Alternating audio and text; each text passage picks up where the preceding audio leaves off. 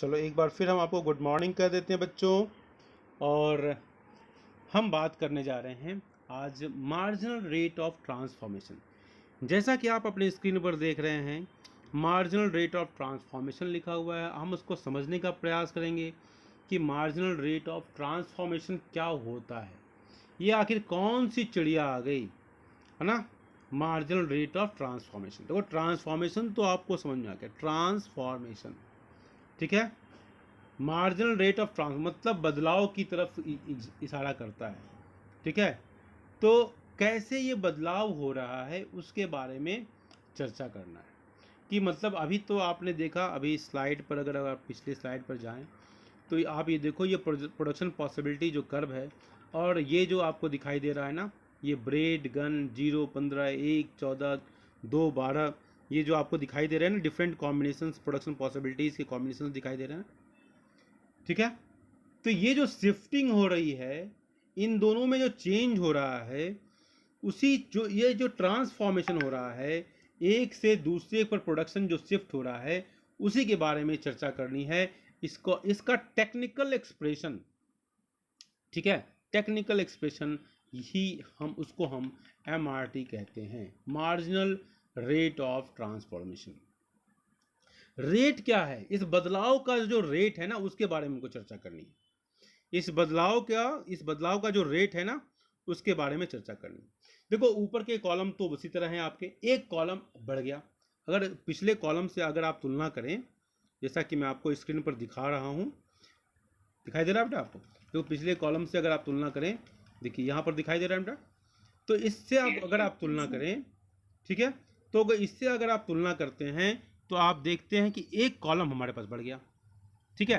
तो जब हम MRT का जब शेड्यूल बनाएंगे, ये PPC का शेड्यूल है, ध्यान से देखना, और जब हम MRT का शेड्यूल बनाएंगे, देखो मैं आपको दिखाता हूँ, देखो MRT का जब हम शेड्यूल बनाएंगे तो उसमें एक कॉलम बढ़ा हुआ दिखाई दे रहा है MRT के रूप में, बाकी तो सारे कॉलम सेम है। ओके बेटा, यस सर। चलिए, तो आप देखिए, आपको जो दिखाई दे रहा है कि मार्जिनल रेट ऑफ ट्रांसफॉर्मेशन, मतलब रेट ऑफ ट्रांसफॉर्मेशन क्या है, marginal indicates the smallest change. Marginal means what, smallest change, marginal. अब देखो मार्जिन को और समझो, रूट वर्ड को पकड़ो, आपके नोटबुक में मार्जिन छोड़ के लिखना, मैडम ने कहा है, बचपन से सर ने कहा है, ठीक है, कहा है कि नहीं कहा। मार्जिन कहाँ होता है, पूरे पेज के अगर हिस्से को लो तो मार्जिन का हिस्सा कितना होता है, छोटा सा होता है ना, 2 उंगली का, जिसमें आप लिखते हो क्वेश्चन आंसर लिखते हो, यही सब करते हो ना। बोलो भाई, बोलो भाई।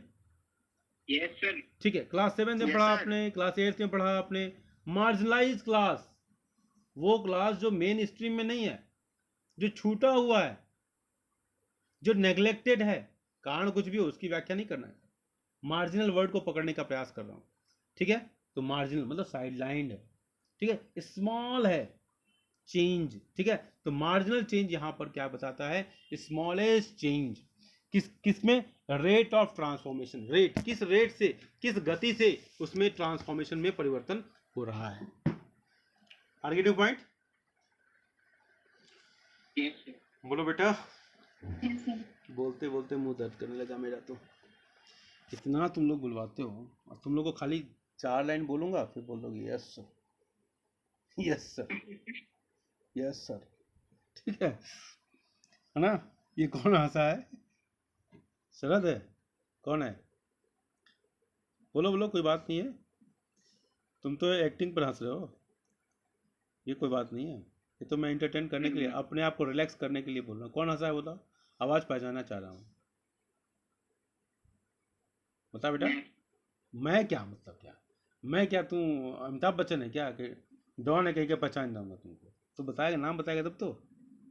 साहिल गौतम। साहिल गौतम, हाँ, तू तो रेयर है ही है ना। मीना सर तुमको याद रखेंगे चलो, उनकी क्लास को तूने बहुत डिस्टर्ब किया है, बहुत गुस्से में थे वो। चलो मार्जिनल रेट ऑफ ट्रांसफॉर्मेशन, देखो प्रोडक्शन की पॉसिबिलिटीज क्या है, ABCDE, ओके। ब्रेड और गन्स, ये तो सारे कॉम्बिनेशन उसी तरह है। MRT रेट ऑफ चेंज, मतलब 0 है, वहां से क्या चेंज होगा, पॉइंट, तो 0 में कोई चेंज नहीं आएगा, इसलिए यह अनडिफाइंड हो जाएगा।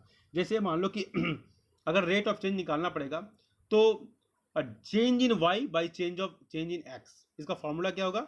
Change in y by change in x, इसका फॉर्मूला है। अगर हम change in y by change in x करें तो जीरो में क्या होगा? Change zero, zero minus zero zero, correct point, ये अनडिफाइंड हो जाता है, इसलिए हम पहले को डैश मार देते हैं। समझ में आ रही बात? याद रखो गलतियां कहाँ होती हैं, बच्चे जब शेड्यूल बनाने लगते हैं तो भूल जाते हैं कि 0/15, 0 और 15 के बीच में क्या लिखना है, क्योंकि प्रैक्टिस नहीं है। अनअभ्यासे विषम विद्या, अभ्यास के बिना विद्या विष के समान है। समझ में आई बात? अनअभ्यासे विषम विद्या, अभ्यास के बिना विद्या विष के समान है। तो आप भूल जाओगे, इसलिए मैं आपको रिमाइंड कर रहा हूँ, ये डैश होगा। समझ में आई बात? अब देखो delta y by delta x, इसका कैलकुलेशन देखेंगे आप आगे, ठीक है। Delta y by delta x, तो 15 से 14 आना, 15 to 14, अगर चेंज कितना आया 15 माइनस 14 इजकल टू 1, तो वो डेल्टा वाई हो गया, ठीक है। अब देखो आर्गेटिव पॉइंट, ये गन्स को हमने एक्स एक्सिस पर लिया है, ठीक है, इसलिए आप वो गन्स एक्स एक्सिस पे है, ठीक है, तो वो डेल्टा वाई ब्रेड हो जाएगा और गन्स हो जाएगा डेल्टा एक्स, ठीक है, ठीक है। मैंने सोचा कि गन्स वाई एक्सिस पे होगा, खैर कोई इशू नहीं है। तो डेल्टा वाई चेंज कितना है, वो 0 से 1 आना, डेल्टा वाई हो गया 1 हुआ ना, और डेल्टा एक्स गन्स 15 माइनस 14, एक चेंज हुआ ना, एक घट रहा है एक बढ़ रहा है, अंतर इतना ही। तो 1/1, तो ये MRT की वैल्यू क्या आ गई? 1। समझ में आया? Yes sir. अब दूसरे को Yes, sir. देखो, दूसरे को देखो, 1 से 2 हो गया, ठीक है। आर्गेटिव पॉइंट, गन्स में क्या हुआ चेंज? 14 से 12 हुआ, 14 to 12, ठीक है। आर्गेटिव पॉइंट, तो ये क्या हुआ? 2 परिवर्तन हुए, 2 से 1, तो 2/1 हो गया। इसी तरह 3 बदल के आ गया, 12 और 9 हुआ, तो 3/1 हो गया। 9 से 5 हो गया, तो 4/1 हो गया। सब में एक एक बदलाव आ रहा है, मतलब एक में जो बदलाव है वो कांस्टेंट है, चाहे वो एक्स एक्सिस पे लें चाहे वाई एक्सिस पे लें। बदलाव एक में एक एक आ रहा है और दूसरे में क्या आ रहा है, वो बढ़ता जा रहा है ये बदलाव।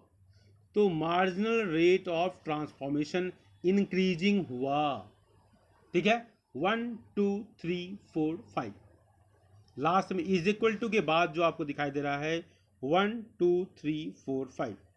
आर्गेटिव पॉइंट, आर्गेटिव पॉइंट, Yes, sir. एक बार दोबारा बोल रहा हूं, एक्स और वाई एक्सिस पर आप कुछ भी लें उससे कोई फर्क नहीं पड़ता है, जब डायग्राम आप बनाते हैं, ठीक है, तो आपको ये दिखाना है कि ये इंक्रीजिंग है। बीच में जो बढ़ रहा है, बीच में क्या बढ़ रहा है, ठीक है, या MRT अगर इंक्रीजिंग है, MRT इंक्रीजिंग है 1 2 3 4 5, इसीलिए कर्व कॉनकेव है। बीच में देखो इसका पेट फुला हुआ है ना, ठीक है, ये देखो ये ना, ये सुमो पहलवान का पेट की तरह जो दिखाई दे रहा है, दिखाई दे रहा है, यस सर। ठीक है, पेट फुला हुआ है देखो। तो ये जो पेट फुला हुआ जो दिखाई दे रहा है ना, याद रखने के लिए बोल रहा हूँ, मत बोल देना पेट फुला हुआ। तो ये पेट फुला हुआ जो दिखाई दे रहा है ना, ये इसलिए है क्योंकि MRT इंक्रीजिंग है, 1 2 3 4 5 इज इक्वल टू के बाद है, ठीक है। MRT कैलकुलेट कैसे हुआ? चेंज इन वाई और change in x by y, ठीक है। एक के चेंज में एक का जो परिवर्तन हो रहा है, ठीक है, हम एक को फॉरगो करते जा रहे हैं। देखो इसमें हम आगे देखो यहाँ, ठीक है, delta y by delta x, delta fall in the output of a good. अब यहाँ पर थोड़ा सा मिस्टेक हमको ये जरूर है कि हमने अगर इस ग्राफ में, अब चूंकि आगे मैंने ये नहीं देखा, इसको मैं एडिट कर लूँगा, अगर हम हालांकि PDF बना दिया हूँ। अगर आप यहाँ क्या करना, गन्स को वाई एक्सिस पर कर लेना और ब्रेड को एक्स एक्सिस पर कर लेना। आर्गेटिव पॉइंट, मेरी बात समझ रहे हो? क्योंकि यहाँ पर जो किया गया ना, 15 14, ये दो घटता हुआ आ रहा है ना, 15, 14, 12, ठीक है। Are getting point? मेरी बात समझ में आ रही है बात? Yes. हाँ, Yes, sir. बस यही एक चेंज इसको करना Yes, sir. पड़ेगा। देखो एम आर टी यूनिट, देखो delta y by delta x है ना, तो डेल्टा वाई में फॉल हो रहा है। अब हमने यहाँ पर क्या लिखा है, गन्स को तो इतना सारा बदलने की जरूरत नहीं है, ये बिल्कुल सही शेड्यूल है। बस यहाँ पर थोड़ा सा एरर है, प्रिंटिंग एरर हो गया। हाँ, गन्स की जगह क्या लिखोगे आप, गन्स को वाई एक्सिस पे कर लेना, और ब्रेड, क्योंकि हमारा गन्स घटता जा रहा है। जैसे जैसे आप इसको मैं डायग्राम से आपको बताऊं तो आपको, ठीक है, आर्गेटिव पॉइंट। Yes, sir. एमआरटी और एमओसी में अंतर है, वो टेक्निकल एक MRT is a technical expression, ठीक है। और मार्जिनल अपॉर्चुनिटी कॉस्ट बताता है कि हम एक चीज़ का जब प्रोडक्शन करते हैं तो दूसरी चीज़ को हमको फॉरगो करना पड़ता है, छोड़ना पड़ता है, ठीक है। इसको हम, तो बच्चों में अभी आपको मैं एक्सप्रेस बताना चाहता हूँ कि आप अपने स्क्रीन पर देख रहे हो कि हमने पीपीसी कर्व बनाया हुआ है, और पीपीसी, Sir, हाँ बोलो बेटा।